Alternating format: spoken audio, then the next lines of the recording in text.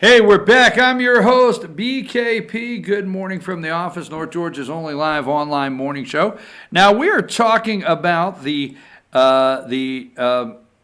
Derelict Property Ordinance and the city of Blue Ridge. So our next guest is going to be with us. First of all, give them the phone number where they can get in touch with us here, 706-889-9700. We're going to do 3 segments on this. We're going to do the segment today.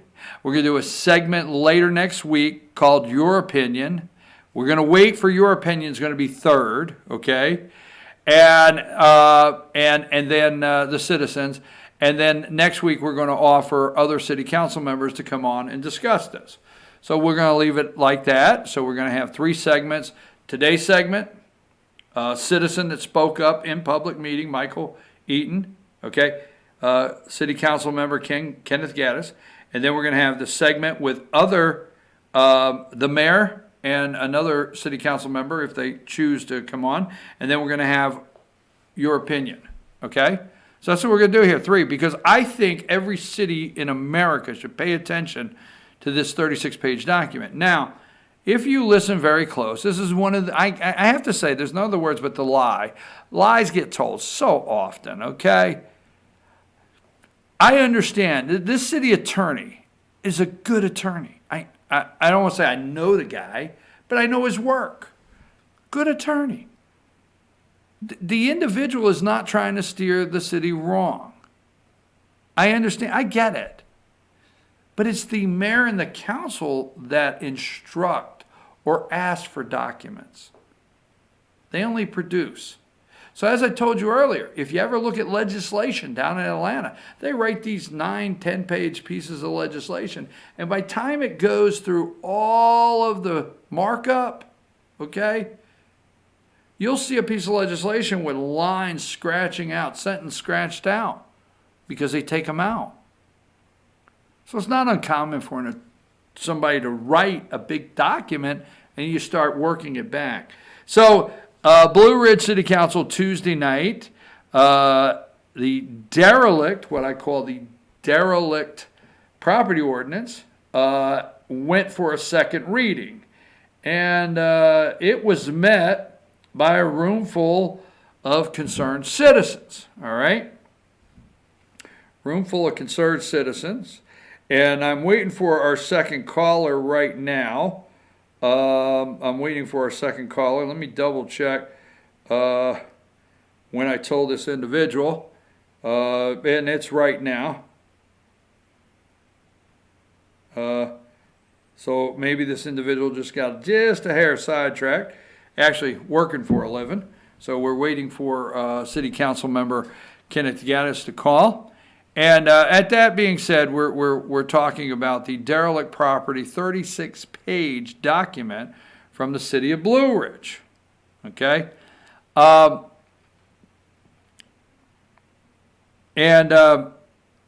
listening for the phone, folks. I'm sorry. I'm trying not to move past something. I got a confirmation that he was calling in. And like I said, the gentleman may have something else going on right now, so we're hanging on for City Council member Kenneth Gaddis. So that being said, we heard from Michael Eaton. I'm trying to stall. I feel like the one of the acts of the show has not showed up yet, and the show must go on. So I'm going to have to switch to a closing segment. If he doesn't call here soon. Hold on.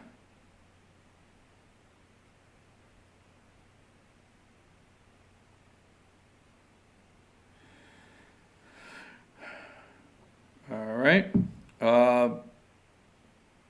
Again, I just sent him a couple notes reminding them. There you go. There's the call. All right, I can hear it now. So as soon as Josh plugs him in, we'll get started. So hang tight, audience. Hang tight. Sometimes this happens when you're dealing with the real world. All right. Okay, joining us now on the line, Blue Ridge City Council member Kenneth Gaddis. Councilman Gaddis, I understand you got maybe some poor service where you're at. I do. If you can hear me, we're in good shape so far. I can hear you, but stay put. Now, I know you work for a living, so, you got things to do, so we're okay that we're running just a minute or two behind. But so let me get straight to the point. You're a city council member, your first term. Let's talk about the process of how you get information, when you get information, and able to look at things before votes. And what I'm saying here is we've had a recent ordinance in Blue Ridge City Council, the short-term rental, and a little bit of concern that I've heard from some people that you're not getting a lot of these ordinances to the last minute, and then all of a sudden they're sprung on the council, my words.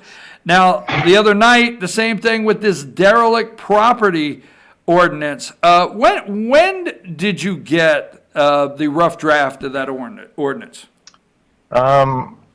We've talked about things that's happened inside the city, but we've never gotten an official rough draft ordinance. I didn't receive mine until May the 10th, which was a Friday evening before the Tuesday council meeting. So you got it Friday before the Tuesday. When did it originally go out? Are you able to see that in the? I can. Let's see. I remember looking through emails that Jeff Stewart, Johnny Searcy, who are doing a fine job, are trying to create a safe environment. My hat's off to them. They're just wanting to get some answers. So December 26th of last year, Jeff had some questions to send to the attorney, and was serious if we could get something done about this. Record those correspondence March 31st through a transcribed emails the city attorney sent out. It went to just a couple of people, none of them which were council members. It said, here's the rough draft. Have the council look this over and send this in for reviews. All right, now let me get this clear. We are June 13th. Which the meeting was on the 11th, 2 nights ago. So 6/11/2019 was second reading. Well, it was the first reading. All right. Was intended. The other night was intended. Okay. May 14th, is that what you said was first reading, right? Correct. But the email on the draft went out in March. March 31st is what I did see. But you did not really receive it until Friday before the meeting. May the 10th, correct. All right. And this 36-page document, now you have a business and a family. I mean, you've got obligations, and I will say, I don't live in the city of Blue Ridge, but I will say to any council member, I appreciate your service because it's over and above your day-to-day family life. So a 36-page document hits your table, your email, Friday before Tuesday, and basically this is not what was said to you, but the intention maybe was, hey, read this over the weekend, you see something you don't like, send it to me, we'll get the attorney to redraft it. But who would have had time to get it down to the attorney and the attorney have enough time to return it back with changes by that Tuesday night? Is that a concern of yours? Yeah, I mean, it's to have 5 people truly look at it and come up with ideas, things to be taken out of it, things to possibly add, things to tweak. 2 business days is not adequate. Actually, 1 business day, because if you had to get it to the city attorney that Monday evening, he might have been able to have it ready for Tuesday. So really, you had 1 business day to get it back to the city attorney. Well, what if you have an acquaintance, because it's not a real private document? What if you had an acquaintance that is an attorney and he said, hey, come by the house and I read this with me, Because I'm going to tell you, I'm not speaking for you, I'm not an attorney, and I've got to read some of these things, the legalese on these things 3 and 4 times, and I have to make phone calls to people. I will call people and say, tell me what this just meant in this legal document. Now, I don't know about you, but I got to do that, so I need that much time. Oh, yeah, it takes time, and and it's kind of like, I hate to throw in religion, but Christianity, The Bible used to be just a King James version. Now there's like 20 different versions of that King James version. So, a lot of people interpret certain things differently, and you have to respect everyone's interpretations. Not everybody's wrong, but some people believe that it means this, but yet other people can truly believe it means something else, and they're just reading it word for word, and we want to make it more simple. Well, what I want to stay, what I'm staying focused with you is the how the operations at the city are handled within the council, because is this not a familiar? Did this not happen somewhat the same way with the short-term rental ordinance, as far as notifying the council in a period of time adequate enough to look it over? There is a similarity. It seems like this one we'd had less time to review. We had more discussions with short-term rental stuff, but a rough draft was drafted, and we had more time on it, but we needed more adequate time to discuss it before the first reading, if that's what you're asking. Well, let me get back to that first reading, because the other night you went to a first reading. You yourself, we won't talk for other council members, received this Derelict Property 36-page document ordinance Friday before Tuesday. You go on that Tuesday, and it's considered a first reading. It is then set for a second reading. And then between that time and the second reading, the citizens, the news networks, get a copy, read it. They're upset. We do a story, others do a story, citizens go on social media. But then we go to the second reading the other night, and it overwhelmingly is being called a rough draft. And they were hoping just to line item through some things and vote on it. But they were calling it a rough draft. And being on the other side, I kind of felt the mayor and some council members, maybe plural, were saying the half-truths from social media, kind of coming after us in a way. And you stepped up and said, whoa, wait a minute, who stirred the pot first? Can you explain to us why you made those comments? Yeah, it's kind of like, they said that, people get out there and stir the pot. And I'm like, well, first of all, there's a cause and effect to everything. The effect is everybody got a little bit wild. Well, what caused that? It's the effect didn't stir the pot. The cause stirred the pot. And the cause of having a first reading without any, true discussion or workshop on this is really what, stirred the proverbial pot, as you want to call it. But like I said, similarities are, as people can read this, and you can look at it one way, I can look at it another way, kind of like I said with the Bible, the tens of thousands of different Christian Christian churches out there who read the same book but take meanings out of it differently.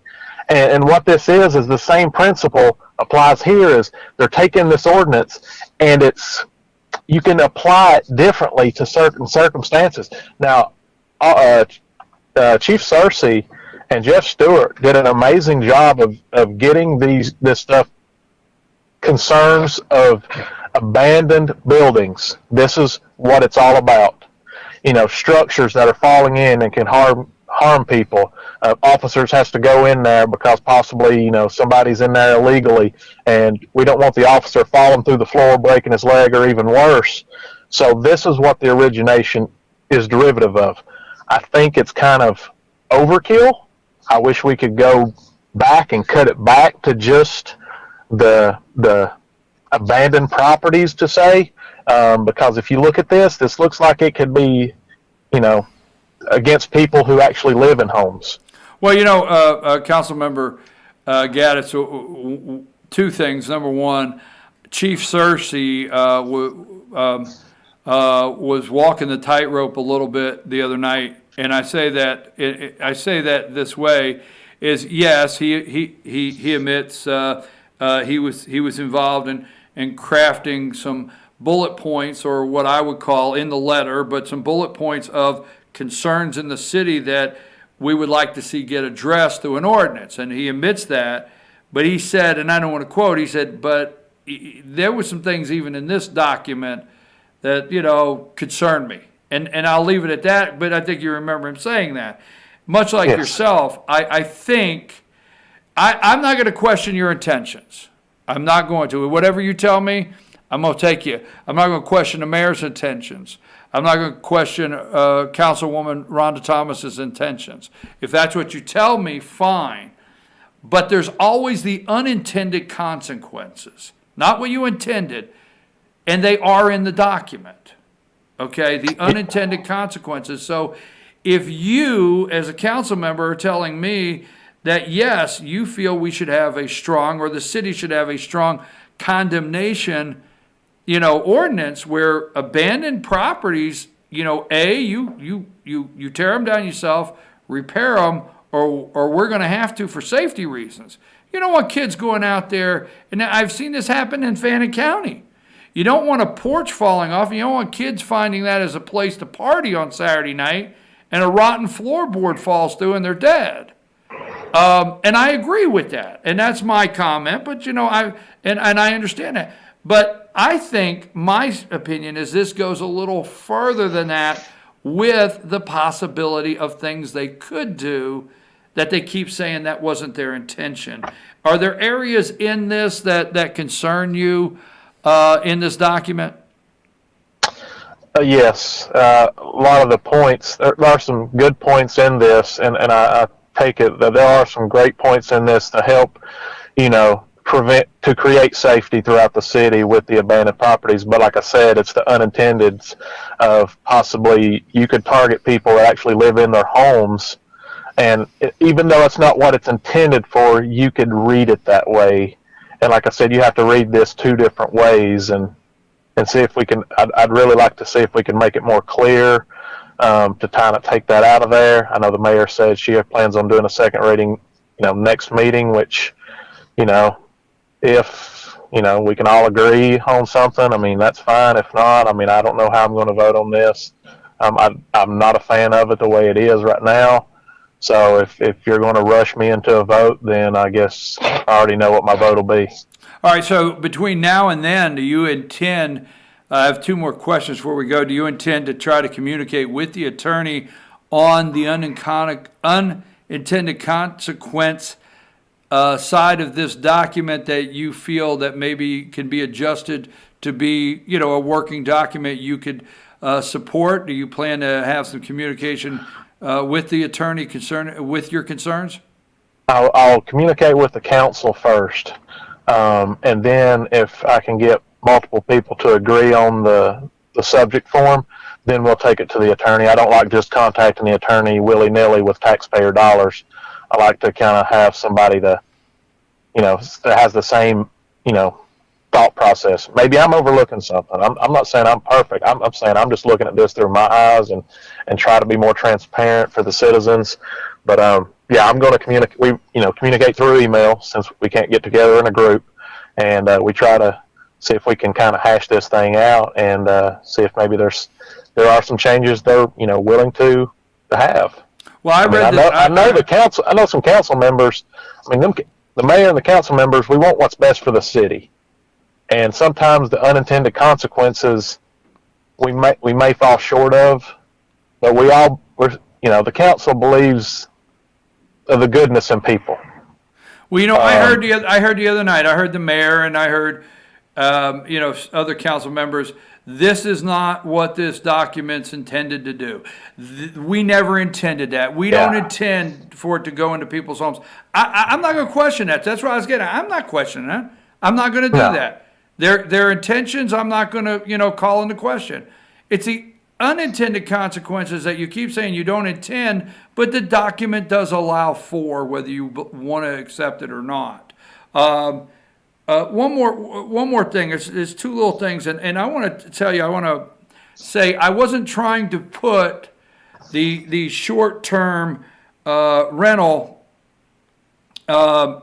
into the ordinance, into the same box, and have you answer that. I think what I was trying to do is put it in the same discussion, because last night you, or Tuesday night, you said you would like an ordinance process, a process of how you do an ordinance before it actually comes to that first reading stage. And that's why I kindly put that other one in the same box. What kind of process do you think the city should have in introducing an ordinance to its citizens?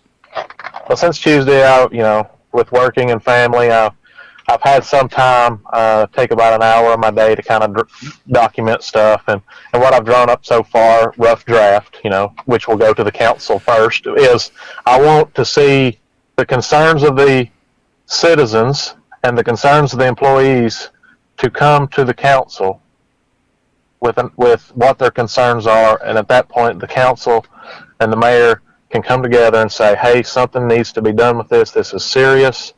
Maybe we should have some kind of ordinance. Then we take that idea to the city attorney, since we're the ones going to be voting on it. We are hearing from the employees and the citizens. So this is something that we're getting information from the citizens who put us in office and the employees who work diligently and hard inside the office to create a safer place. So I'd like to see that the council hear the concerns there first, and then we decide, hey, yeah, this needs to be addressed. And this is something I just don't want a short-term, or not short-term. I don't want a first reading just to be read. Oh, well, we can just go ahead and read it. It's not a vote. I want a short-term rental or a first-time reading to mean, hey, we've listened to you, and we've all come together, and we all are working on this. Now there's a first reading. Well, let me say this, because it can get unorganized. Now I'm a big freedom of speech. We're gonna have to wrap up, but I'm a big freedom of speech guy, and I believe citizens have a right to voice their opinion. It can get unorganized. It can get out of hand. So I can understand putting organized things in effect. But the other night, and I want to end with this. The other night, a lot of citizens wanted to make a comment concerning this ordinance, and they we shouldn't shout from the floor. But there's no organized comment area for citizens, and Councilwoman Thomas made a public comment. Look, if and it's not a quote, but let me just say, look, if you're not happy, you can't make a public comment. Former councilwoman sitting back there, Angie Arp, changed that. Okay, she changed that, and you can't make the comment. Well, I'm going to ask you, although you were not in that conversation, what stops this council from changing it back, and maybe especially just ordinances? I think if you had public comment on everything, where you put a stop sign, you'll never get a meeting done. They're already long enough. But I think maybe if you just ordinances, have a citizen comment for ordinances who it affects. I don't know, but I'm wondering if there's something that could be thought out to put some better interaction from your citizens in place of in a place in your meetings. Yeah, that's a good thought. Definitely something we definitely like to consider. One of the things we did as a council is we took, at the very beginning of our term, we took the public comment section, which was at the end, and we moved it to the first, so that we could hear public comment before any, action items were voted on, so that we could hear the concerns. And I tell you, that really plays a big part into it. There may be some room. Maybe we could discuss it with each other and find out if on ordinances. Maybe just only. Ordinances. I didn't mean to put you on the spot, but I'm thinking like ordinances that are going to change the city. They're going to be on the books for 20 years. If you're going to put something in place that's going to be on the books for 20 years, take a half hour and let the citizens comment on it. Maybe just that structure. Well, listen, I'll tell you how much I appreciate it. I know between you and Team FYN Sports, we're playing a whole lot of baseball and softball, right? Yep. We love it. We absolutely love it. I think my niece, Sophia, I think is I don't want to miss the other age group. Why have you? But I know the 10-year-old Fannin young lady softball team there is lighting it up. I tell you, all sports across Fannin County, the youth are just dominating. Absolutely, I'm so proud of these kids. I mean, they from the high school to all ages. I mean, you can't even skip an age. These kids of Blue Ridge and Fannin County are just putting on clinics of talent. It's amazing what they're doing. I think the 10-year-old girls, and I'm not skipping any, I'm with you 100%, but I think the 10-year-old girls, and is it the 14-year-olds? 14U, yes. Yes, and they're lighting it up. And, hey, you know, I have to tell you, we support the softball team, FYN Sports, sharing everything we can. But I'm headed over to White County for Dizzy Dean, buddy.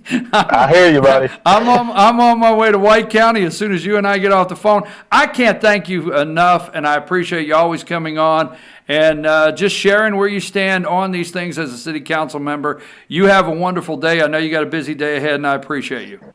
Thank you. All right, folks, that is our show. We're going to close right there because I'm done. I got to go. Dizzy Dean, like I said, check us out, Team FYN Sports. We're going to set up right now over there in White County Park and Rec. We're going to have 12 teams. Let's see if I can do it from memory, Josh. Okay, we're going to have Gilmer, Fannin, Union Towns, Clay County, North Carolina. We're going to have Lumpkin, White County, and Dawson. I'm up to 8. We're going to have Jackson and Jefferson. There you go, 10 teams. Starting today at 6 o'clock, game 1. Dizzy Dean, Division 6, 12-year-old boys baseball tournament. I'm on my way. I got some baseball to call. We will be back tomorrow morning at Sycamore Crossing. Get us out of here, Josh. It's 10. We got to go.